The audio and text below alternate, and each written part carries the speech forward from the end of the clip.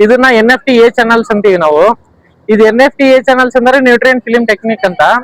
ಇದ್ರಲ್ಲಿ ನಾವು ಪೋಷಕಾಂಶಗಳು ಹೊರಗಡೆ ಇದ್ ಮಾಡಿರ್ತೀವಲ್ಲ, ಅದೇ ನೀರ್ನ ನಾವು ಇದಕ್ ಪಂಪ್ ಮಾಡಿರ್ತೀವಿ. ಇದು ಇಲ್ಲಿ ಕಾಣಿಸ್ತಿರ್ಬೋದು ನಿಮ್ಗೆ, ಈ ಪಂಪ್ ಇದು ಪೈಪ್ಸ್ ಇಂದ ಇದು ಮೇಲೆ ಫ್ರೇಮ್ ಬರುತ್ತೆ. ಮೇಲೆ ಫ್ರೇಮ್ ಅಲ್ಲಿ ನಾವು ಇದು ಎಕ್ಸಿಟ್ ಪೈಪ್ಸ್ ಹೆಂಗ್ ಸೆಟ್ ಮಾಡಿರ್ತೀವಿ ಅಂದ್ರೆ, ಈ ಫ್ರೇಮ್ ಅಲ್ಲಿ ನಮ್ಗೆ ಇವಾಗ ಇಲ್ಲಿ ನೀರ್ ಬರ್ತಿದೆ, ಆ ಲಾಸ್ಟ್ ಫ್ರೇಮ್ಗೆ ಹೋಗೋ ಅಷ್ಟೊತ್ತಿಗೆ ನಮ್ಗೆ ಒಂದು 20% ವಾಟರ್ ಇರ್ಬೇಕು ಇದು ಫ್ರೇಮ್ ಅಲ್ಲಿ. ಅವಾಗ ಈ ಎಕ್ಸಿಟ್ ವಾಲ್ವ್ ಇಂದ ಕೆಳಗಡೆ ಫ್ರೇಮ್ ಬರುತ್ತೆ. ಇದು ಹಿಂಗೆ ಜಿಗ್ಜಾಗ್ ಆಗಿ ಹೋಗ್ತಾ ಇರುತ್ತೆ ಕೆಳಗಡೆವರೆಗೂ. ಇದು ಲಾಸ್ಟ್ ಪೈಪ್ ಬರೋ ಅಷ್ಟರಲ್ಲಿ ಇದರಲ್ಲಿ ಒಂದು 20% ನೀರ್ ಬರೋ ಅಷ್ಟೊತ್ತಿಗೆ ನಮಗೆ ಎಕ್ಸಿಟ್ ವಾಲ್ವ್ ಇಂದ ಇದು ಮೈನ್ ಟ್ಯಾಂಕ್ ಹೋಗುತ್ತೆ. ಇದು ವಾಪಸ್ ಮತ್ತೆ ಮೈನ್ ಚಾನಲ್ ಕನೆಕ್ಟ್ ಆಗಿ ಇದರಲ್ಲಿ ಎಲ್ಲಾ ತರಹದ ಇದು ಸೊಪ್ಪಿನ ಬೆಳೆ ಬೆಳಿಬಹುದು. ಮತ್ತೆ ಇದರಲ್ಲಿ ಅಡ್ವಾಂಟೇಜ್ ಏನಂದಾಗ ನಮ್ಗೆ ಕಮ್ಮಿ ಜಾಗ ಅಲ್ಲಿ ಜಾಸ್ತಿ ಬೆಳೆ ಬೆಳಿಬಹುದು, ನಮಗ್ ಪ್ರೊಡಕ್ಷನ್ ಜಾಸ್ತಿ ಬರುತ್ತೆ ಇದರಲ್ಲಿ. ಮತ್ತೆ ಈಗ ಇದರಲ್ಲಿ ಎಲ್ಲ ಎಕ್ಸಾಟಿಕ್ ಕ್ರಾಪ್ಸ್ ಬೆಳಿಬಹುದು. ನ್ಯೂಟ್ರಿಯೆಂಟ್ಸ್ ನಮ್ಗೆ ಎಷ್ಟು ಬೇಕೋ ಅದೇ ಪ್ರಮಾಣದಲ್ಲಿ ಕೊಡ್ತಾ ಹೋಗ್ಬೋದು ಹೈಡ್ರೋಪೋನಿಕ್ಸ್ ಅಲ್ಲಿ. ಇದರಲ್ಲಿ ನಾವು ಸಸಿಗಳು ನರ್ಸರಿಯಿಂದ ತಂದಿರೋದನ್ನ 15 ದಿನ ಇದು 15 ದಿನ ಇರೋ ಸಸಿಗಳನ್ನ ತಗೊಬಂದು ಈ ಬಕೆಟಿಗೆ ಹಾಕ್ತಿವಿ.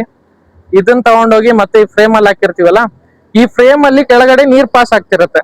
ಆ ಪಾಸ್ ಆಗಿರೋ ನೀರ್ನ ಇದನ್ನ ಅದು ಎಳ್ಕೊಳ್ಳೋದನ್ನ ಇದು ಡೈರೆಕ್ಟ್ ಆಗಿ ನಮ್ಗೆ ಏನು ಒಂಚೂರು ವೇಸ್ಟ್ ಆಗ್ದಿರಾ, ಏನು ಎಲ್ಲೂ ಸ್ಪಿಲ್ಲೇಜ್ ಇರಲ್ಲ, ಕಂಪ್ಲೀಟ್ ಆಗಿ ಎಲ್ಲ ಯುಟಿಲೈಸ್ ಆಗುತ್ತೆ ಇದರಲ್ಲೇ. ಸೊ ಎಷ್ಟು ದಿನದ ಬೆಳೆ ಸರ್ ಇದು? ಇದು ಈಗ 45 ದಿನ ಆಗಿದೆ. ಇದು ಕಟ್ ಮಾಡ್ಬೇಕು ಈಗ.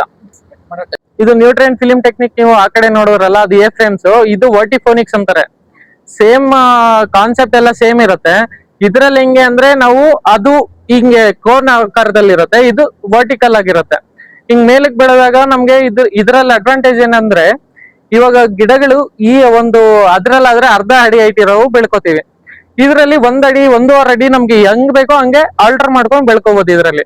ವರ್ಟಿಫೋನಿಕ್ಸ್ ಅಲ್ಲಿ ಸೇಮ್ ಎಲ್ಲ ನಮ್ಗೆ ಅದು nutrient film technique A frame ಅಲ್ಲಿ ಏನ್ ಮಾಡಿರ್ತೀವೋ ಸೇಮ್ ಎಲ್ಲ ಇದ್ರಲ್ಲೂ ಅದೇ ಹೋಗುತ್ತೆ. ಕಾಸ್ಟ್ ಎಷ್ಟಾಗ್ಬೋದು ಇದು ಅಂದಾಜು? ಕಾಸ್ಟ್ ಈಗ ನಮ್ಗೆ ಪಾಲಿ ಹೌಸಿಗೆ ನಮ್ಗೆ ಇದು ಇರುತ್ತೆ, ಸಬ್ಸಿಡಿ ಇದೆ, 40% ಸಬ್ಸಿಡಿ ಇದೆ. ನಿಮ್ ಲೋಕಲ್ ವೆಂಡರ್ಸ್ ಮೇಲೆ ಡಿಪೆಂಡ್ ಆಗುತ್ತೆ. ಒಂದ್ 35 to 40 lakhs ಇದಕ್ ಆಗ್ಬೋದು ಪಾಲಿ ಹೌಸಿಗೆ. ಮತ್ತೆ ಇದು ಹೈಡ್ರೋಪೋನಿಕ್ ಸಿಸ್ಟಮ್ಸ್ ಗೆ 30% ಸಬ್ಸಿಡಿ ಇದೆ.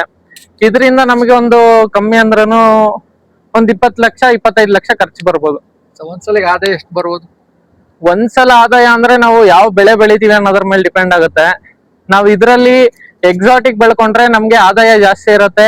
ಮತ್ತೆ ನಿಮ್ಗೆ ಮಾರ್ಕೆಟ್ ಅವೈಲಬಿಲಿಟಿ ನೋಡ್ಕೊಂಡು ಬೆಳ್ಕೊಳೋದು ಉತ್ತಮ ಅನ್ಸುತ್ತೆ. ಯಾಕಂದ್ರೆ ಇವಾಗ ನಾವು ಹಳ್ಳಿ ಕಡೆ ಬೆಳೆದ್ಬಿಟ್ಟು ಮಾರ್ಕೆಟಿಂಗ್ ಇಲ್ಲ, ನಮ್ಮ ಲೋಕಲ್ ಮಾರ್ಕೆಟ್ ಅಲ್ಲೂ ಇದು ಯಾವ್ದು ಲೋಕಲ್ ಮಾರ್ಕೆಟ್ ಅಲ್ಲಿ ತಗೊಳಲ್ಲ.